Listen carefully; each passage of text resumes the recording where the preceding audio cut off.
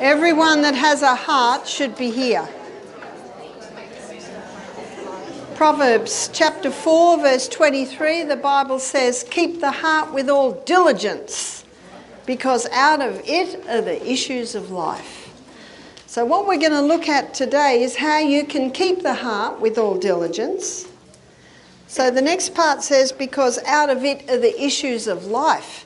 And Leviticus 17:11 says the life of the flesh is in the blood. So what we're going to be looking at now is the heart and the blood, and also the vessels that carry the blood, because they all play a part in heart health. And the heart is a muscle, and the heart is made up of cells, all of these little cells. And you can strengthen the heart and you can weaken the heart. And what goes through the heart, what the heart pumps, is blood. And so the viscosity of the blood, the contents of the blood makes a difference, but also the blood vessels. And what are we told is the number one cause of heart disease? Cholesterol. So I think it's a good place to start. What's cholesterol? Cholesterol is a fat that is made by the liver. And the liver makes as much cholesterol as the body needs. So if the body needs a lot of cholesterol, the liver will make a lot of cholesterol. If the body doesn't need much cholesterol, it won't make much cholesterol. I have a book in my library at home, it's by Dr. Malcolm Kendrick. He's a British cardiovascular surgeon, and he's written a book called The Great Cholesterol Con. Got that? The Great Cholesterol Con. And he says in his book, for the first time, normal levels of a normal vital body substance is being called a disease. I have 5 books in my library at home. One's called The Great Cholesterol Con, by Dr. Malcolm Kendrick. Now at the end of this meeting, I'm going to clear the board and I'm going to write all those books up on the board so that you'll have that resource. One's called The Great Cholesterol Deception by Dr. Peter Dingle. One's called The Great Cholesterol Lie by Dr. Dwight Lundell, another cardiovascular surgeon. One's called The Great Cholesterol Myth by Johnny Bowden, who's basically an exercise guru.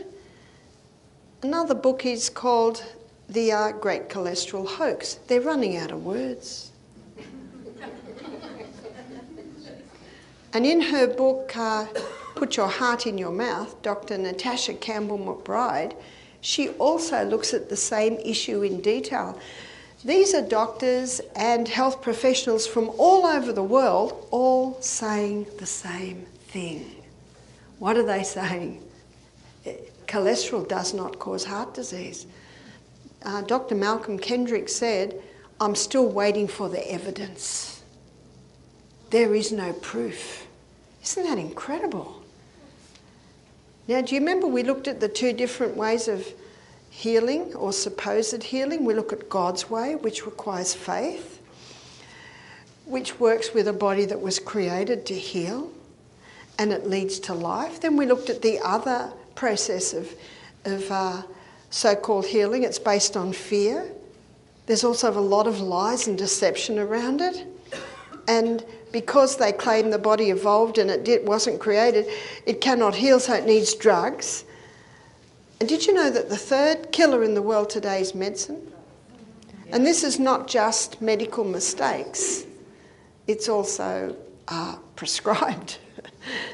And I remember seeing the news one night, and there were these 2 girls crying. They said, our boyfriends, they agreed to take this medical drug, and they're blown up like balloons, and they're in ICU, and they're not expected to live, and they were fit, strong young men, and they were only in their late 20s. They did it because they were going to get some money for it.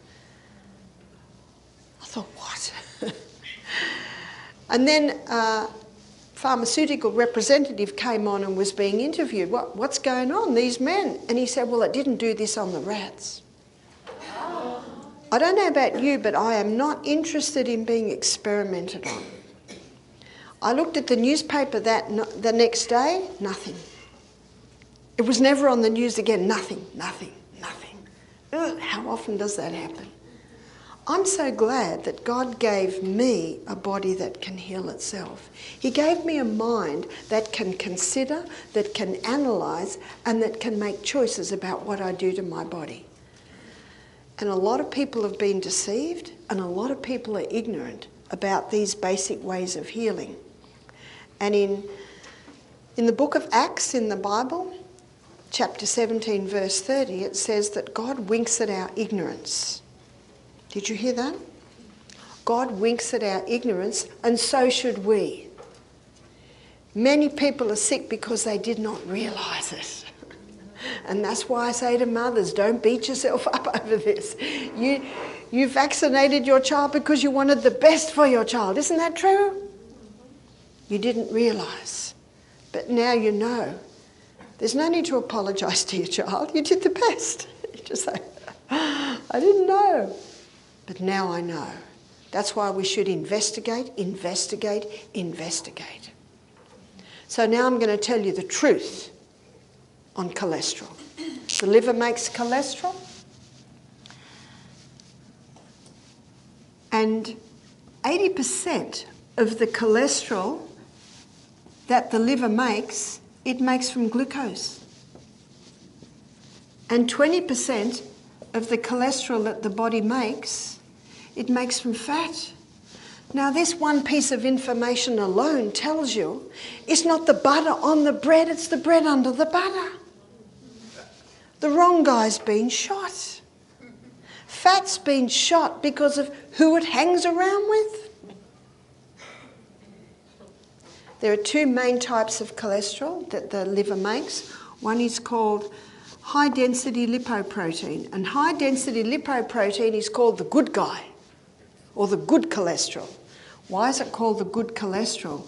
Because it carries excess cholesterol back to the liver. And so that's why it's called the good cholesterol. And the other main type of cholesterol is LDL. LDL, low-density lipoprotein. And it's called the bad cholesterol. Yeah? But the body doesn't make anything bad. It doesn't make anything bad. So why is it called the bad cholesterol? Well, first of all, let me show you what its role is in the body. LDL cholesterol is the repairer and the rebuilder. So whenever there's repair or rebuilding to be done, where will you find LDL? You'll find it there. But LDL does something else. It delivers cholesterol to the brain, and the brain loves cholesterol. Because the brain is the fattiest organ in the body. And looking at fuel, glucose runs at 4 calories per gram. Whereas fat, it burns at 9 calories per gram. And we're going to look at this a little bit more tonight when we look at weight loss. And isn't this why most people say if you want to lose weight, stop the fat? Because it's going to give you more than twice the units, or twice the calories, yeah? But what's a calorie? It's a unit of energy. So if you want a high energy food, what do you eat? Fat. Now you can see why the brain loves fat, because it consumes 15 times the fuel of any other cell. And so it loves this high energy fuel.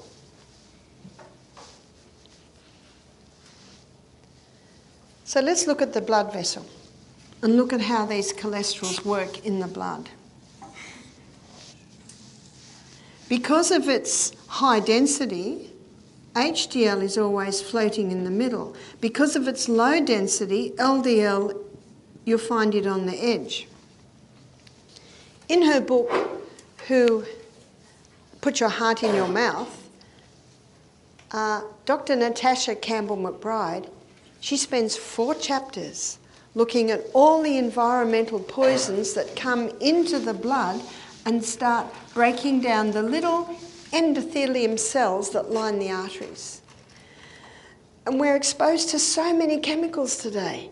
It is estimated we're confronted with 100,000 more chemicals every year. Yeah. In our laundry detergent, in our toothpaste, in our shampoo, our skin cream, on our clothes, what our clothes are made out of, in our food. It's just everywhere, everywhere, everywhere. And these chemicals come into the blood, and those little endothelium cells that line the arteries, it damages them, damage. I used to say there were 4,000 chemicals in a cigarette. My sister recently, who's a scientist, she said to me, Barbara, there's 7,000 chemicals in a cigarette. Yeah. I think even medicine acknowledges that smoking is a contributing factor to heart disease. So what's happening, students?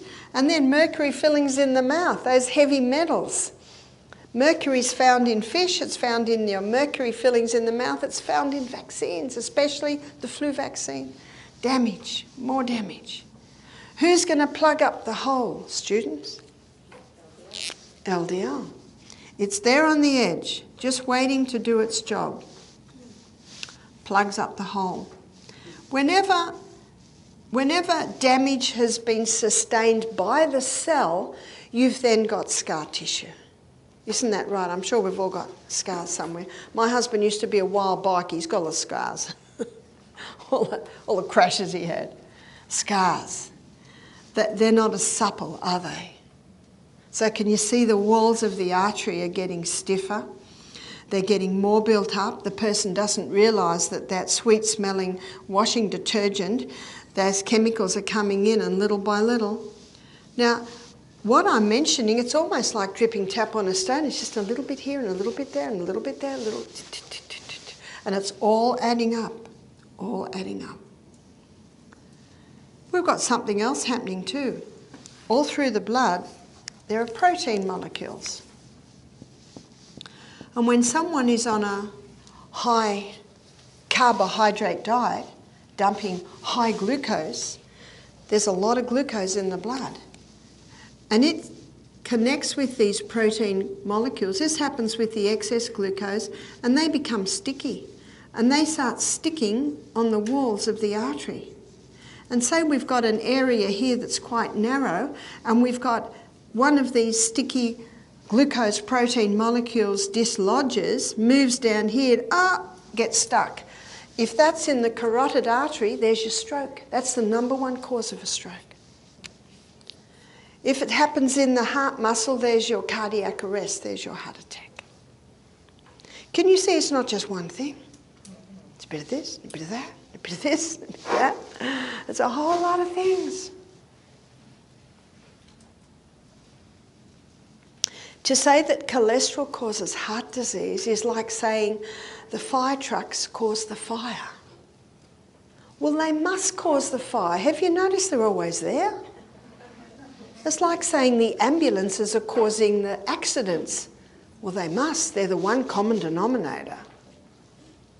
See, what we should ever be asking is why. Why is there build-up in the artery? So when I worked in the operating theatre, we did a bypass one day. What's a bypass? You know what they do? They saw the chest wall open. They have clamps and pull it open. They cut out an artery from behind the knee and seal it off, cut out the blocked up artery, and then sew in the artery from down on the leg. But the heart pumps and that blood is strong. So the tissue that artery is made in is a bit stronger than the tissue made down here. So it's actually not going to last very long. That's why one of Michael's old bikie mates rang me up and said, "Hey Barb," his name's Jim, "doctor says I should have a bypass because I've got 2 arteries that are 80% blocked in my heart." I said, "Oh yeah?" He said, "Your husband tells me you could help me." I said, "Quite possibly." I said, "Well, what have I got to do?" I said, "Jim, you've got to stop your alcohol. You've got to stop smoking. You've got to stop the coffee. You've got to go on a plant-based diet. Come to Misty Mountain. We'll show you how. Get your exercising. Start drinking more water." He said, "Oh, Barb, that's a bit extreme." I tell you what I think's extreme. Sawing the chest open, cutting it up. We've forgotten what's extreme. He said, but Barb, the specialist's a really nice guy. I said, well, so he should be, but Jim, what's that got to do with your heart condition? Jim went and had the bypass. He thought what I suggested was a bit extreme. His quality of life greatly diminished. No one told him he really should stop the alcohol or the cigarettes or the heavy meat diet. I think he lived another 5 years. He died before he even reached 70. You know, I used to think 40 was old when I was 20. I used to think 60 was old when I was 40. Well, now that I'm nearing 70, I think 40 is pretty young. It's all relative, isn't it? What's it going to take? Number one killer in the world today is heart disease. So are the authorities doing anything to do about this? Yes. Unfortunately, there's no vaccine for it, they think. Well, there never will be a vaccine for it. So what are they doing? Well, number one, from about the 1980s, 70s, 80s, they put everyone on a fat-free diet, fat-free, low fat, told everyone to stop eating butter and start eating margarine. Has that reduced heart disease? No. Not at all. Not at all. So we've got to think of something else. Cholesterol-lowering medication. We'll put everyone over the age of 50 on cholesterol-lowering meds. Has that helped? Not at all. In fact, if anything, what it has done, it has increased dementia and Alzheimer's. In Australia, 1,700 new cases of Alzheimer's is being diagnosed every week. I haven't read about any case of Alzheimer's in the Bible, have you? And yet some of those people, they lived to lower 800 years age and their mind was clear. We've got the same minds, we've got the same bodies. So why is this happening? What is cholesterol-lowering medication? The statin drugs are the cholesterol-lowering medication. Lipitor, Crestor, they're probably the two most common. I've got a book in my library at home called Lipitor, Thief of Memory. And it's written by a doctor, and he's also an astronaut. I think he was late 40s at this stage. He went to the doctor to have his yearly checkup. The doctor said, your cholesterol levels are a bit high. What were his cholesterol levels? His cholesterol levels were about 220. So the doctor said, I want to put you on some cholesterol-lowering medication. Why did he agree to go on it? He agreed to go on it because of this. No one wants to die, do they? 2 weeks later, his wife found him out in the garden. He didn't know who she was. He didn't know who he was. He didn't know where he was. This is a smart guy, astronaut, doctor. He stopped the Lipitor, and after a couple of weeks, his mind was clear again. A year later, or maybe 10 months later now, he goes to the doctor to have his yearly test. The doctor said, cholesterol levels are still a bit high. I want to put you on that drug again. And he said, no way. He said, I nearly went mad on that drug. The doctor said, this is very rare. I'll put you on half dose. He said, okay. 2 weeks later, his wife found him out in the garden. He didn't know who she was, didn't know where he was. Same scenario. So he stopped it immediately. He decided to put his story up on Google. And when they saw it, they said, what a story. Can we put it out there? Within hours, thousands of hits of people that said the same thing happened to me. You see, what the cholesterol-lowering medication does, it blocks the pathway in the liver that the liver uses to make cholesterol. But the same pathway that the liver uses to make cholesterol, it uses to make coenzyme Q10. And what's coenzyme Q10? That's your heart protective enzyme. So anyone who goes on the statin drugs has now lost their heart protective enzyme. Does that mean that someone who goes on cholesterol-lowering medication is actually more susceptible to heart disease? What are the side effects of a cholesterol-lowering medication? Lipitor, Crestor, and all the statin drugs. Dementia, Alzheimer's, memory loss, muscle wasting, and they've just added another one, and that's breast cancer, because our sex hormones are made from cholesterol. We had a pharmacist do our program, and she said, I'm really annoyed. She said, I'm a pharmacist.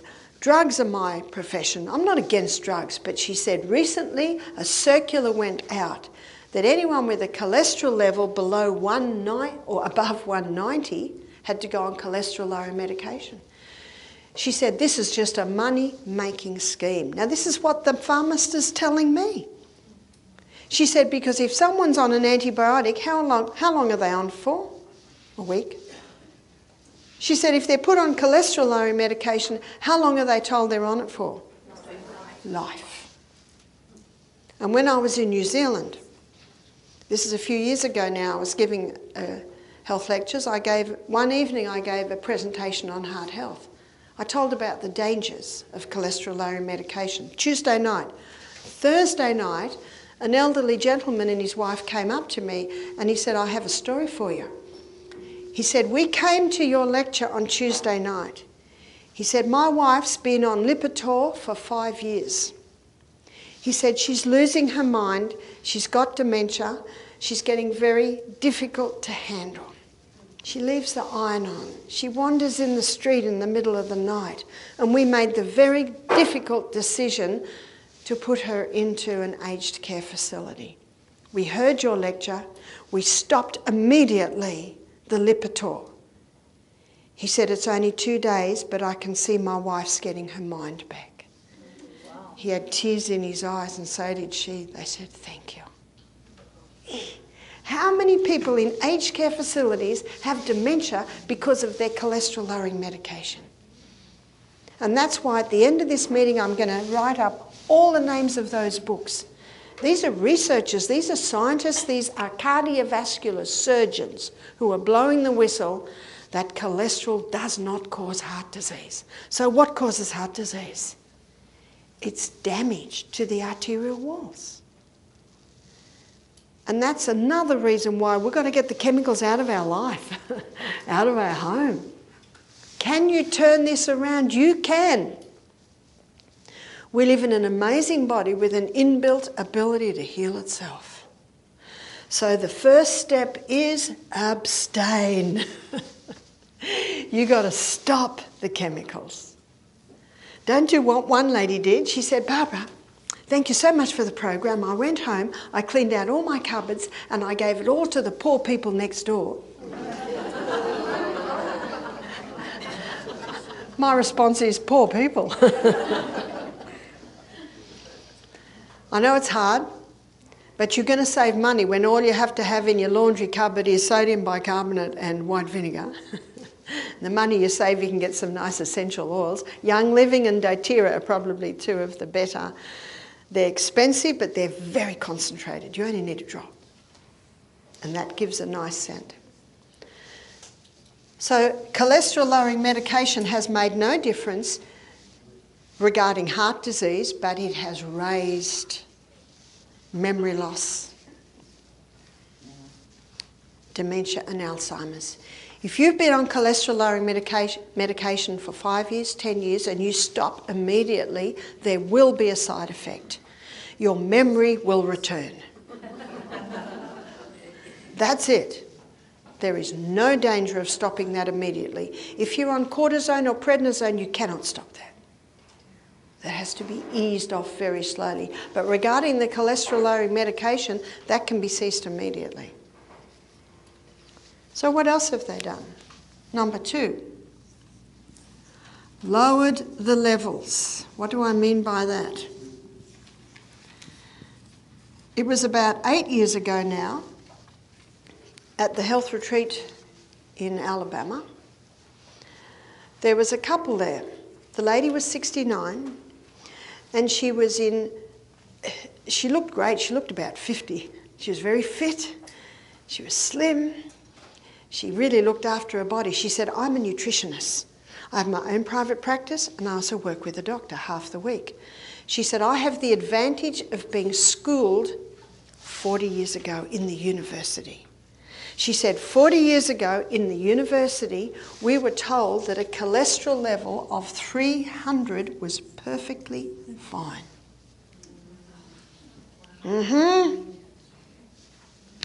So 220 was perfectly fine. And if you go under 150, the brain's not going to work well because the brain needs the fat. In fact, under 150 can be actually a bit dangerous. So if someone, well, here was another one. I had a young girl say to me, Barbara, I'm 30, I had my cholesterol levels done, they're 190. The doctor said I have to go cholesterol lowering medication, and she's 30. I have never had a cholesterol test. I don't know what my cholesterol levels are. I'm not really interested to know. Everything works. Everything works. A lot of money spent on tests. Yeah? What about VLDL? I wanted to keep it simple. I wanted to show you that the body doesn't make anything bad. That the LDL is not an enemy. It's just doing its job. And the body runs according to precision balance. And the way to keep the balance, the way to sustain me is through these basic laws of health. And we have found when these basic laws of health are implemented, the body starts to restore balance.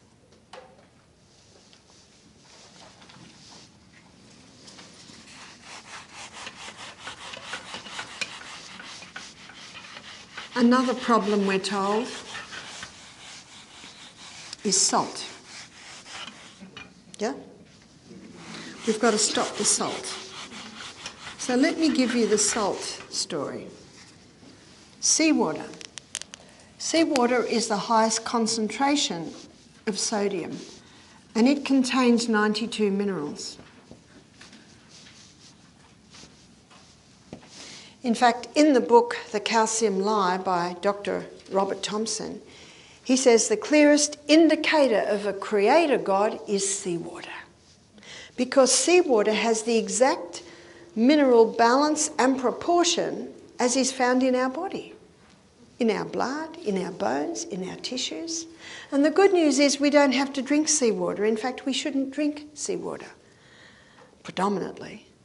So last year when I was staying in Ireland and my friend Jenny that I stayed with, we drove 10 minutes every day and ran up and down the sand hills and dived into the sea, and I always had a couple of mouthfuls. But predominantly I drink water. Water is the liquid that God designed everyone to drink. Now, of those 92 minerals, sodium takes up 30%, and chloride takes up approximately 50%. I think it's exactly 52%. And because they're the first crystals formed when the water's evaporated, man scoops up the sodium chloride, bleaches it white, puts aluminium with it, and there's your table salt. Now be careful, they can even call that sea salt. Well, it came from the sea. But the salt, so table salt, basically is 2 minerals. The salt that we use is Celtic salt. And Celtic salt is a hand-harvested sea salt, and it contains 82 minerals. So where are the other 10? They're in such pico proportion, barely measurable, that it's inevitable that some are lost in the evaporation process. Himalayan salt is probably a little bit more freely available, and it contains 75 minerals. So it's still fairly close. The membrane around every cell in the body is a bilayered membrane, 2 layers.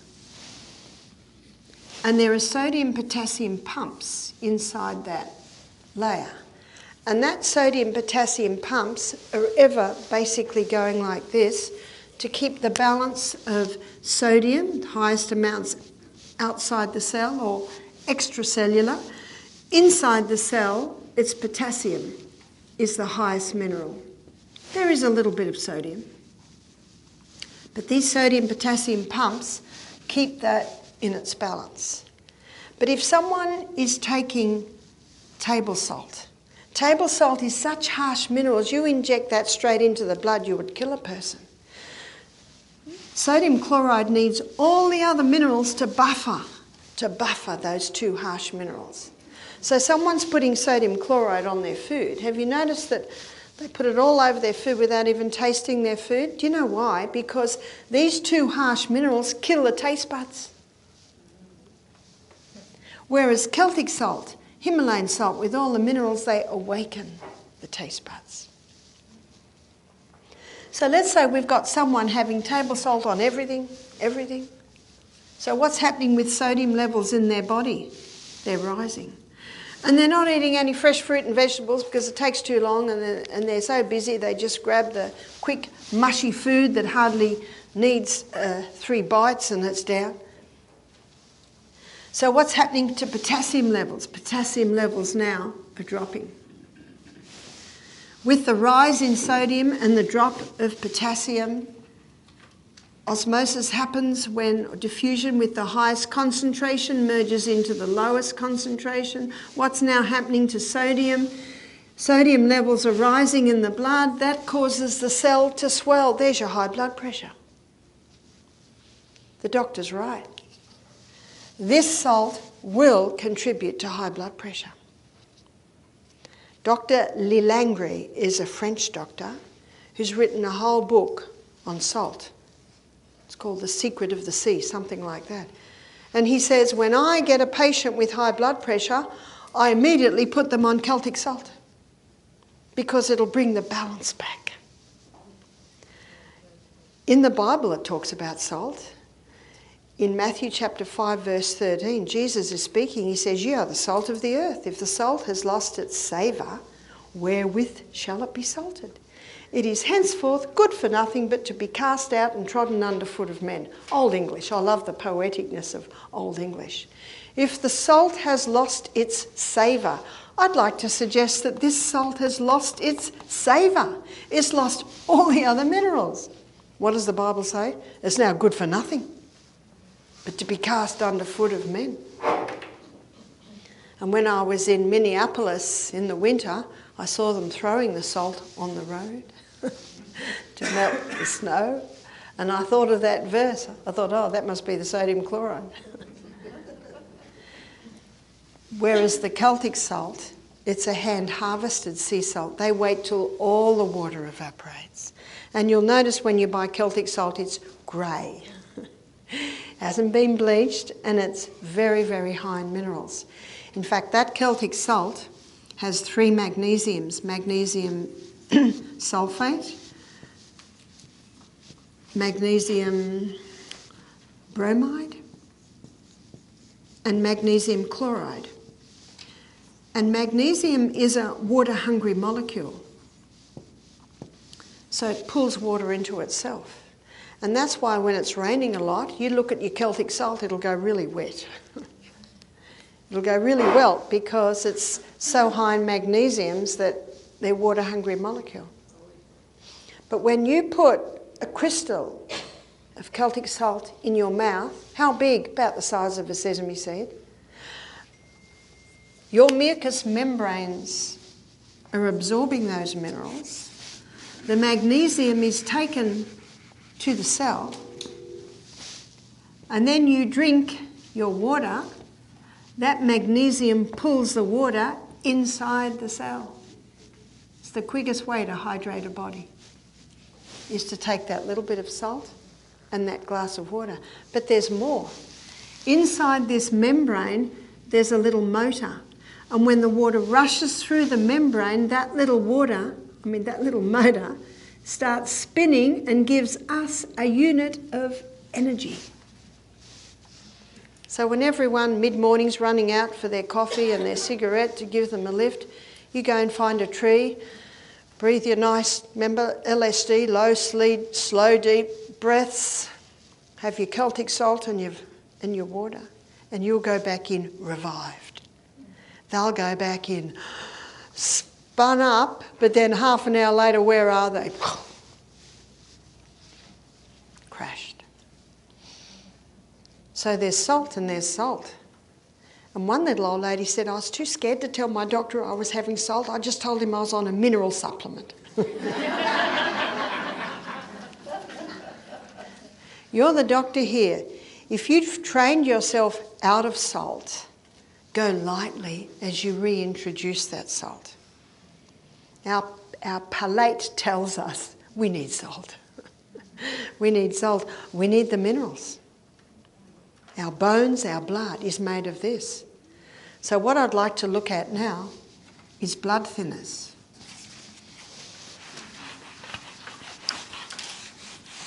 I've read newspaper articles, supposedly health articles, that say everyone over the age of 50 should be on half an aspirin a day. Have you read that? To keep the blood nice and thin to prevent heart disease. Well, let me tell you the latest research on aspirin. It causes brain bleeds, contributing to dementia. It causes eye bleeds, contributing to deterioration of eyesight. It causes stomach bleeds, one of the biggest contributing factors to stomach ulcers. I'm not interested in any of that. The best blood thinners, and I can testify because I used to do the live blood analysis when I worked at Misty Mountain Health Retreat. And if someone had not drunk any water, their blood basically was in clumps like this. You see, the blood should be like this. So when the blood's like that, it's very difficult to read. So I would always presume I've spoiled the slide. It's very easy to spoil a slide. So 5 blood slides later, it's still like this, and I'd say, have you had any water to drink today? No. I didn't drink because I was travelling and I didn't want to have to keep stopping. And I had to say, well, I'm so sorry I cannot read your blood, but I'll read it in a couple of days. And as soon as they saw their blood and realised what was happening, they started drinking water. And then I look at their blood in a couple of days and it's nice and free. So I know that one of the best blood thinners is just water. At least 8 glasses a day. And so that your body can access it better, please just have half a glass at a time. Some people find that it's better to have a quarter of a glass at a time. One lady said to me, Barbara, I can't drink water, it makes me feel sick. I said, oh, so what do we do then? Sorry, I'm having a bit of trouble. Investigate. And I said, tell me what you do when you wake up in the morning. Well, when I wake up in the morning, I drink 16 ounces of water all at once, but I feel so sick. I said, yeah, I would too if I drank 16 ounces all at once. So what's her body telling her? It's too much at once. I said, try half a glass. Oh, it's still too much. Well, try a quarter of a glass. Does that work? Yeah. And just spread it over, spread it over, spread it over. How does God send the rain? Little by little. When we have a torrential downpour, what's the garden like? I was in a hurricane in Fiji once, 150 kilometres an hour the winds were. And then you had the eye of the storm where everything stopped, and we got in the car and we're going around. All the mangoes were on the ground. In some of the little villages, all their roofs had been blown off. Just think of that next time you're tempted to drink a whole glass of water all at once. Little by little by little, your body can take it.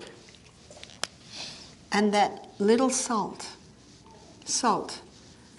How often I endeavour to have a crystal of salt before every glass of water. In my little handbag, which is up the back there, I have a little container that has my salt in it. You know, often at churches you've got old ladies giving out candies. Well, this old lady gives out salt. My grandchildren go to my bag and they know the little container and they put a little bit of salt. Oh, they love salt. Because as soon as they've had the salt, what do they go and do then? Have a drink of water. Cayenne pepper. Cayenne pepper is a remarkable herb. And cayenne pepper has 3 effects. Cayenne pepper, number 1, thins the blood. Number 2, it is a vasodilator. So I'm teaching you some medical terms here. Does everyone remember what a vasodilator is? It opens the blood vessels. So if the blood vessel's this wide, you take a vasodilator, it'll open it this wide. A vasodilator, vaso meaning vascular, blood system, it opens the blood vessels. So that's number 2, what it does, it's a vasodilator. So that's number 2. And number 3, it strengthens the arterial walls. So if a person has had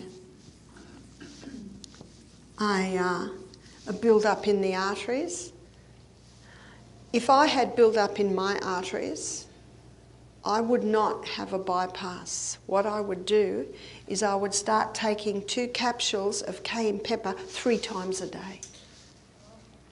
In the book Back to Eden by Jethro Kloss, he devotes half a page to every herb, 10 pages to cayenne pepper. He quotes 2 doctors. One doctor says it's impossible to abuse cayenne pepper. Do you know what that means? You could have a bucket load of cayenne pepper a day and it won't hurt you. But I don't know anyone who's done that. Back to Eden. Back to Eden. It was written in the early 1900s. It's almost called the Bible on herbs. Strengthens the arterial walls. Some people say, but is that safe? Does anyone ever say to their doctor when they're given cholesterol-lowering medication, is that safe? Or when they're given aspirin, is that safe? Do you know, they're not. They're not. But remember what the doctor says, it's impossible to abuse cayenne pepper. It might feel like it's burning, but it's tingling. The other doctor said it'll never cause a lesion. You know what that means? It will never damage the lining of your gut. And if you've got a stomach ulcer, it'll even heal that. Yes? How many capsules was it again?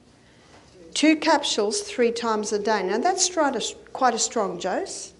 But if someone's coming off blood thinning medication, and if anyone's on rat poison, warfarin, because you know that's what it is. It causes rats to bleed to death. So they don't just give as much to humans. But I've known people that have said they just brush their arm and they bruise.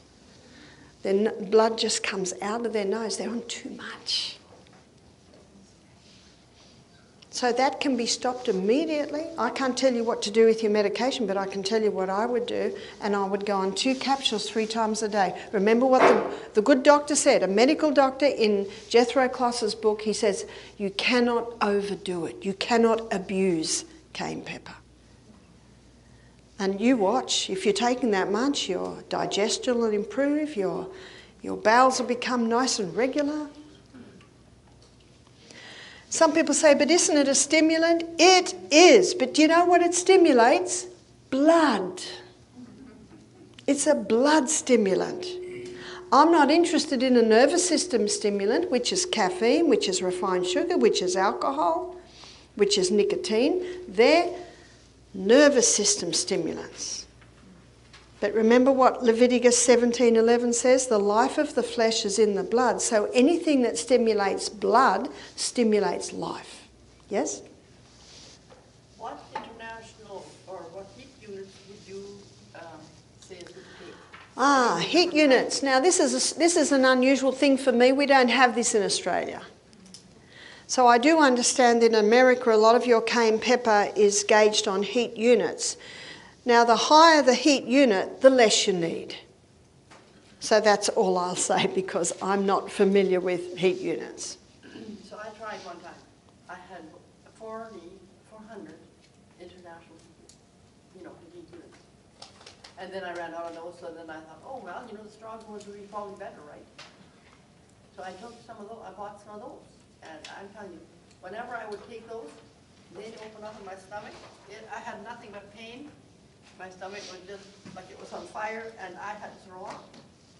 Okay, so the lady said she took 90 units of heat units and the stomach felt like it was on fire and she threw up. So what's the body just saying? That's just a bit much. It's a bit much. And it feels like on fire, but it will never cause an ulcer. It's just a little bit too much. It's painful. It's actually painful. Yeah, it's painful. It's just too much. And so you're the doctor there, you just bring it back to what you can cope with. So it sounds like the 40,000 units, is it? That sounds like that works a bit better. That works a bit better. Garlic is also a blood thinner and vasodilator. Ginger is also a blood thinner and also a vasodilator.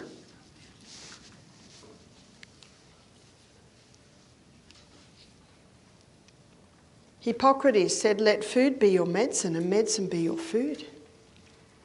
How nice when medicine can be our food. I've had some people say to me, I'm spending a fortune on supplements. How nice when our food can be our healers. Ginger can be taken in many ways. My favourite is to grate it and pour boiling water on it and drink it. I love a hot ginger tea. We also put it in some of our juices. If I'm travelling and there's nothing to eat and I see there's a juice bar, I'll get carrot celery and apple juice with double ginger. Oh, it's very nice.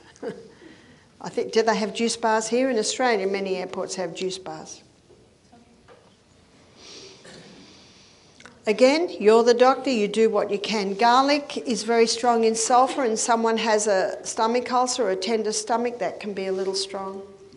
But if you crush the garlic into a bowl of hot soup, the heat from the soup can just take the edge off. Again, it's like Edna discovered that she's not going to take the 90 units of cayenne pepper again.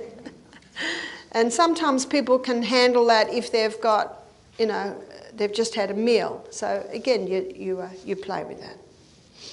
So they're your blood thinners. They're your best blood thinners. And even if you were to have 20 glasses of water a day, a bucket of cayenne pepper a day, garlic and ginger, your blood will never get so thin that when you knock your arm, it'll bruise and the blood start coming out of your nose. No. Because remember, herbs work with the body. They're synergistic. Psalm 104 verse 14, the Bible says that God gave herbs for the service of man. They serve you. And so I trust that I've blown the cholesterol myth. I trust I've also blown the salt myth. I trust I've also blown the blood thinning myth. You had a question? Yeah, so once you've healed the artery walls, yeah, the cholesterol disappears. So that means your plaque disappears, right? That's right. Little by little, the plaque can go. And I talked to someone who worked in Uchi Pines, and they said Agatha Thrash used to tell the story. She was the doctor and her husband, Calvin Thrash, that started Uchi Pines. They're both passed now. She said they had a lady come to do their program who was an alcoholic, and she was in her 70s. And she'd had an angiogram that showed that her arteries were 70 and 80% blocked. She did the program, but she not only changed her whole lifestyle. She surrendered her heart to God. And she said, I don't want to do what I was doing anymore. And she said to Agatha, is there a room that I could stay here and I'll work in the garden, I'll fold the laundry? And so Agatha said yes and found a place for her. And she enjoyed the next 10 months probably more than any part of her life. And then she had an embolism in her brain that burst and she had a massive stroke and she died. Agatha Thrash did a post-mortem on her and her arteries were clear. Now 10 months before she had 70 and 80% occlusion of her arteries. It's an interesting story because you're not often able to get that clear result, because I don't know, but I'm not interested in having an angiogram. I'm not interested in putting radioactive dye in my body. So how can you tell? One of the ways to know that your arteries are a little narrower and blocked is you get breathless easy. It's not the only cause of breathlessness, but you get breathless easy because there's not a lot of room for the blood to go through and the blood carries the oxygen. That's why breathlessness can be one way. We had one guy, he was a Samoan guy from the island of Samoa, big guy. He was in his 60s. He said, I don't want what they want to do to me. So he came and did our program, and every day he got less breathless and less breathless. He was only with us for a week. So even in a week we saw that he was less breathless. I don't know what's going in there. I don't know what's going on in there, but what's his body saying? We're getting a little bit more room going through there. Stress. Does stress cause high blood pressure? It's a contributing factor. So it's very important to assess your stress levels because life should be good. Isn't that true? So if there's any area of your life that's causing you stress, it's important to look at it and it's important to see where you can make some changes. There are some things we can change, there are some things we can't. And if we can't change it, we've really just got to say, well, my daughter gave me this saying recently, it is what it is, Mum. It is what it is. It's almost an acceptance. I don't like it, I don't agree with it, but I just need to accept that that's the way it is. It's like if it's raining, I can take an umbrella, I can manage the rain. If there's a leak in my roof, I can get a plumber or a builder and we can cut that out, fix the roof, it's fixed. But sometimes it might be a difficult mother-in-law or a difficult daughter-in-law. We just got to accept that and do the best we can with what we've got. Absolutely, there are some things that must stop. Inhale. Now, you might have caught this last night, you might not have caught it, because I know I'm guilty of information overload. Vasodilator. Vasodilator is the opening of the blood vessels. Vasodilator, we just looked at vasodilators and we looked at cayenne, we looked at ginger, we looked at garlic, but there's something else. There's two gases that are vasodilators. One is nitric oxide.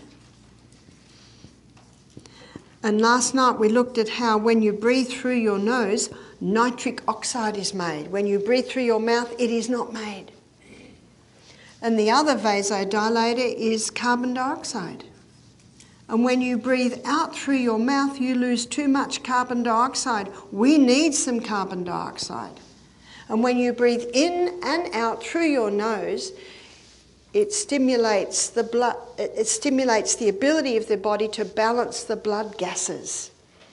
And the two blood gases that act as vasodilators are nitric oxide and carbon dioxide. And I told the story of the men who plugged their noses up for 10 days, then unplugged them. And how when they unplugged, when their noses were plugged up, their blood pressure was going through the roof. They unplugged their noses and taped their mouth up. And they said within 1 week, the blood pressure had come down. What was the difference? You know, they weren't having cayenne pepper and they weren't, I don't even know if they were implementing the Sustain Me. All they did was change the way they were breathing. Now that's powerful. So these two blood gases are vasodilators, and they are only in balanced amounts in our blood if we're breathing in and out through our nose. Have you tried taping your mouth up yet? Train the body into doing that. So inhaling through the nose has an effect on blood pressure.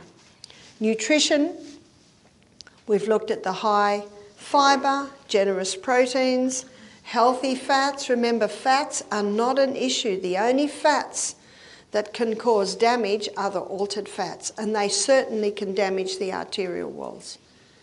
So please go over to your natural fats. If you buy olive oil, it must be first cold press. Coconut oil is a saturated fat, so it's light resistant, heat resistant. And when Captain Cook landed on the South Pacific Islands, he was confronted with the most magnificent specimens of humanity he'd ever seen. This is mid-1700s. The men were tall, strong, agile, perfect teeth. The women were beautiful, no disease, no heart disease, no strokes. And what did they eat every single meal? Coconut.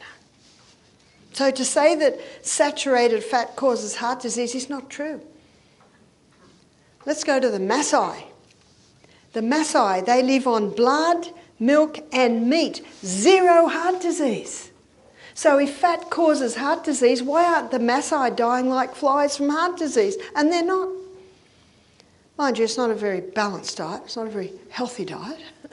And they don't live very long lives, but they're incredibly active, which I think balances a little bit.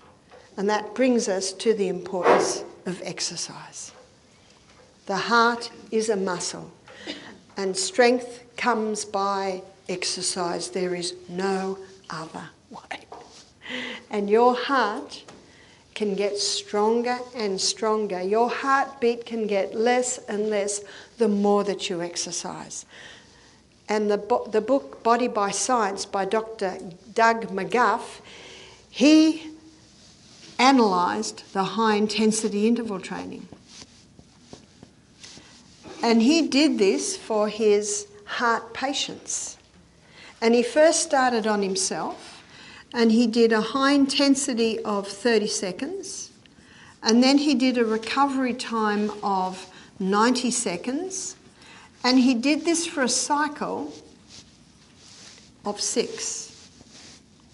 Okay, have you done the maths on that yet? We'll be generous. That's 15 minutes a day. If you don't have time to exercise, it's time for you to analyse what you do with your time. You actually don't have time not to. This is the best insurance policy that you can make. And it doesn't take long. The high intensity is pushing yourself hard. Most is on an exercise bike. It's going running for your life. And then the recovery time is slowly cycling. It can be on the rebounder. My son was jogging on the rebounder at my house. He's put a dent in my wooden floor. It could be push-ups. I found stairs where I'm staying, running up and down the stairs. I found a pool and I was hoping it doesn't open till 8 o'clock. I'm long gone by 8 o'clock. You just got to find out. It could be swimming, it could be push-ups, it could be anything that gets the heart rate up and the respiration increased. Yes? Is there something safe for an older person who might not be stable on their feet? That's why the exercise bike is good, especially for elderly people, because they're holding on. The rebounder's good, and you can get a handle for your rebounder. A lot of people are scared if they push themselves hard like that, they might have a heart attack. No one's ever had a heart attack doing the high-intensity interval training. But there are many who have keeled over and had heart attacks. What happened? Here it is. Sorry, I just fixed myself up again. But there are many stories of people having heart attacks on 5K jogs. See, when they're on 5K jogs, their body's not getting that rest. And that rest is vital. It's not an excuse because you can't go any longer. It's an important part of the high intensity interval training. Intervals of high intensity recovery. This evening, when I look at weight loss, I'm going to go inside the cell and show you in detail why this is such a powerful form of exercise. This strengthens the heart. So the 5K jog, some people have said, Barbara, I don't have an hour to do a 5K jog a day. I said, the good news, you don't have to have an hour. All you have to have is 15 minutes. And what I have found is if you don't make an appointment with exercise, you do not do it. The more you exercise, the stronger your heart will get. Our exercise coordinator's name is Howard. He's just turned 60 or about to turn 60, and all the guests think he's 40. He's incredibly fit. He exercises intensely. His resting heart rate sits at about 48 beats per minute. I don't think Howard's ever going to get old. He's an incredible example that muscle knows no age. Whether you're 9 or 90, you can be strong. So you just got to find out where and how you fit that in. Because to conquer heart disease, to strengthen the heart, to strengthen the arterial walls, to move that blood more efficiently and effectively through the whole body, exercise is not negotiable. It is a must. Now, if you can't do 30 seconds high intensity, just do what you can. In his book, PACE, Dr. Al Sears, he's called the exercise doctor. PACE means progressive acceleration of cardiopulmonary exertion. Progressive, this is progressive. What you can't do now, you will be able to do the more you do it. He gives the story of a lady who did 7 seconds high intensity and she needed 15 minutes to recover. Not everyone's that unfit. But if that's your story, the good news is it won't take 15 minutes tomorrow. Tomorrow you might get 8 seconds and have 10 minutes recovery. This is progressive. That's why the pace means progressive acceleration. You are moving. You're moving fast. Cardiopulmonary strengthens the heart, strengthens the lung. Exertion, you are exerting yourself big time. And it's like anything in life, the more you put into it, the more you get out of it. And the story I told in my last presentation of Jim, who was sent home basically and they could do no more for him and conquered his diabetes. He also conquered his blood pressure. He got off all his medication and he did the high intensity interval training every day. You don't necessarily have to do what he did. He did everything to the extreme. He did 6K or 6 mile cycle every day. And the beauty of the cycle is every now and then there's a hill, there's your high intensity. Cruising down the hill, there's your recovery time. And the research shows that if in recovery time you are moving slowly, that's the best. If you totally stop, it's not as effective.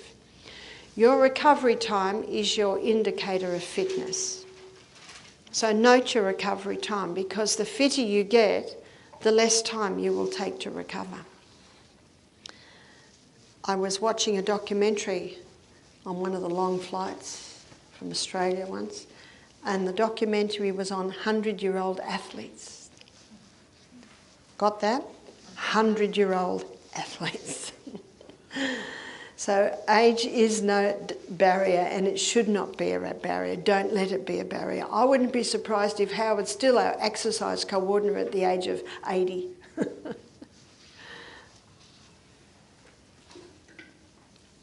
So please, as the proverb says in Proverbs 4:23, keep the heart with all diligence, because out of it are the issues of life. And God meant us to have a very happy, very healthy life. Life is to be enjoyed. And I think all of those around my age, I think you'll agree with me, grandchildren are wonderful. So let's keep fit so we can play with them, so we can cycle with them, so we can scooter with them, so we can climb mountains with them. And so we can be testimonies to them of what a difference these principles are to our life and how they definitely will sustain me. One lady said, it sounds a bit selfish to sustain me. I said, oh no, if I don't sustain me, I can't help anyone to sustain them. Let's close with a word of prayer. Father, thank you so much for how simple these principles are. Thank you for our heart. Thank you for showing us how we can strengthen it, how we can clear these blood vessels, how we can actually have a healthier and happier life. Thank you that it is so simple, and we thank you this afternoon. No, it's actually still this morning, in the name of Jesus. Amen.